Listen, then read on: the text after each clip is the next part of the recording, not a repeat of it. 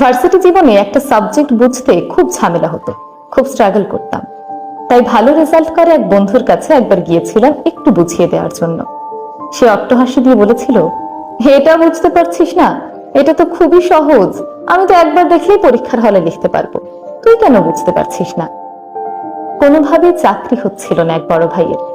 তিনি তার কর্পোরেট চাকরি করা এক আত্মীয়র কাছে গিয়ে বলাতেই সে আত্মীয় টিটকারি মেরে বলেছিলেন, আমি তো যত জায়গায় ভাইবা দিয়েছি সব জায়গায় চাকরি হয়েছে, আপনারা যে ভাইবা বোর্ডে গিয়ে কি করেন না বুঝি না। আমাদের চারপাশে এমন অনেক মানুষ আছে যারা আমাদের স্ট্রাগলটা বোঝেন, বোঝার চেষ্টা করে না, উল্টো আমাদের অনুভূতিতে আঘাত দিয়ে কথা বলে, এমন ভাবে নিজের সঙ্গে আর অন্যের সঙ্গে তুলনা করে কথা বলে মনে হয় সমস্যাটা আমাদের নিজেরই। তারা বোঝে না সৃষ্টিকর্তা সবাইকে সমান মেধা দিয়ে পৃথিবীতে পাঠাননি। তারা জানে না সবার সহ্য ক্ষমতা সমান নয়। আমাদের সবার জীবন, জীবনের গল্প, গল্পের চরিত্র সবগুলো জিনিস ভীষণ আলাদা। তাই কেউ কখনো তার কষ্টের কথা, স্ট্রাগলের কথা আপনার কাছে বললে, আমি তো পারি, তুই কেন পারিস না, এই ভাষায় কথা বলবেন না।